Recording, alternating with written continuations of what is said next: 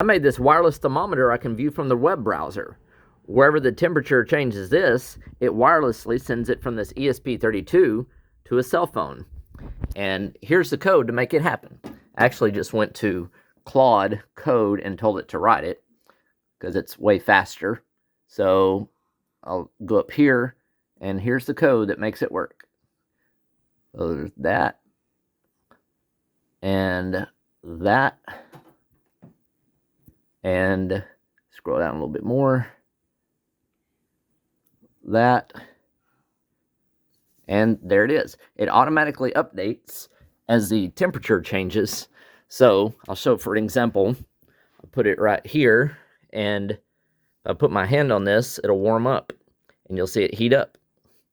68.6, 69.3, 70.3, 71. See, it's wireless and it works. This is a ESP32, and you can see how it's wired right here. This is the 3.3 volts is positive, and the ground, and then the control is on pin D4. And you can look at go back to the video and look at the code and pause it and see how it works, or just use Claude Code and ask it to make it work. I did make some edits to it after I did with Claude Code to get it more like I wanted it. So Claude Code, ChatGPT, Grok, things like that, pretty useful.